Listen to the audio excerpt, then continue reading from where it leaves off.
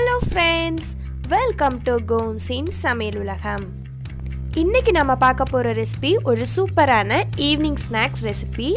நாம் எல்லாருக்குமே ரொம்ப பிடிச்ச, அது மட்டும் இல்லாமல் ஈஸியாக ரெடி பண்ணக்கூடிய ஒரு சூப்பரான ஸ்நாக்ஸ் ரெசிபி. அது என்னன்னா கோபி 65. எப்படி பண்ணலான்றதை பார்க்கலாம். இன்றைக்கி ஒரு மீடியம் சைஸ் காலிஃப்ளவரை இந்த மாதிரி கட் பண்ணி வெந்நீரில் வாஷ் பண்ணி தொடச்சி எடுத்து வச்சுருக்கேன், தண்ணி எதுவும் இல்லாத மாதிரி. இப்போ இதில் 5 டேபிள் ஸ்பூன் அளவுக்கு கடலை மாவு சேர்க்குறேன்.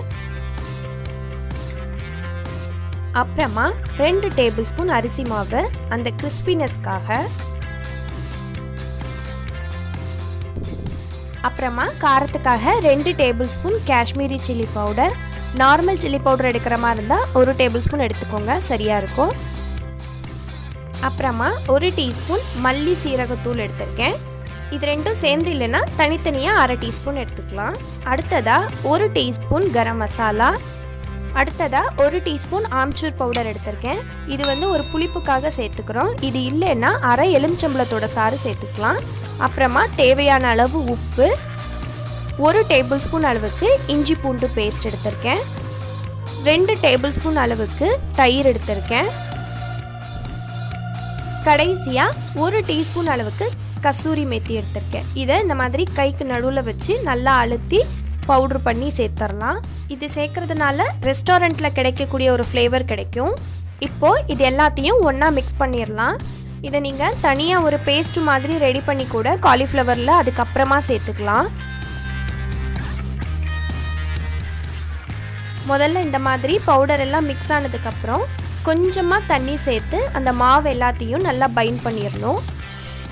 இந்த மாதிரி தண்ணியோட குவான்டிட்டி கம்மியாக நம்ம சேர்க்கறதுனால டீப் ஃப்ரை பண்ணும்போது ரொம்ப ஆயில் அப்சர்வ் ஆகாது. சாப்பிடும்போது ஆயில் கண்டென்ட் அதிகமாக இல்லாமல் லைட்டாக சாப்பிட்ட மாதிரி இருக்கும். அதனால தான் இந்த மாதிரி பண்ணுறேன். அவ்வளோதான், காலிஃப்ளவரோட எல்லா பக்கமும் மாவு நல்லா பைண்ட் ஆயிடுச்சு. இப்போ இதை பொரிச்சிடலாம். ஒரு கடாயில் தேவையான அளவு எண்ணெய் ஊற்றி ஹீட் பண்ணிக்கலாம். எண்ணெய் நல்லா சூடானதும் காலிஃப்ளவரை ஒன்றொன்னா உள்ளே சேர்த்து எல்லா பக்கமும் நல்லா பொரிய வச்சு எடுத்துடணும். ஆல்ரெடி நம்ம சேனலில் கோபி மஞ்சூரியன் அப்லோட் பண்ணியிருக்கோம். கோபி மஞ்சூரியனுக்கு அதோட பேஸ் மைதா மாவையும் சோள மாவையும் வச்சு ப்ரிப்பேர் பண்ணியிருப்போம். கோபி 65க்கும் கோபி மஞ்சூரியனுக்கும் டிஃப்ரென்ஸ் இருக்கணுங்கிறதுக்காக தான் இந்த 65க்கு கடலை மாவு அரிசி மாவு பேஸ் எடுத்திருக்கேன். போட்டு கொஞ்சம் நேரம் ஆனதுக்கப்புறம் அதை திருப்பி போட்டு இன்னொரு பக்கமும் நல்லா வேக வச்சிடணும். எல்லா சைடும் கரெக்டாக வெந்துருச்சு. அவ்வளோதான், இப்போ வெளியே எடுத்துடலாம். இந்த மாதிரி எல்லா பேட்சையும் போட்டு பொரிச்சு எடுத்துடலாம். அவ்வளோதான், எல்லாத்தையும் பொரிச்சாச்சு. கடைசியாக கார்னிஷிங்காக கொஞ்சமாக பச்சை மிளகாவையும் கருவேப்பிலையும் எண்ணெயில் பொரித்து சேர்த்துக்கிறேன். அவ்வளோதான், சூப்பரான ஈவினிங் ஸ்நாக்ஸ் தயாராகிடுச்சு. கண்டிப்பாக நீங்களும் உங்கள் வீட்டில் ட்ரை பண்ணுங்கள். ட்ரை பண்ணிவிட்டு எப்படி இருந்ததுன்றதை கமெண்ட்டில் சொல்லுங்கள். உங்களுக்கு இந்த வீடியோ பிடிச்சிருந்தா Goms'N சமையல் உலகம் சேனலுக்கு சப்ஸ்கிரைப் பண்ணுங்கள். அப்படியே அந்த பெல் ஐகானையும் கிளிக் பண்ணுங்கள். தேங்க்ஸ் ஃபார் வாட்சிங்.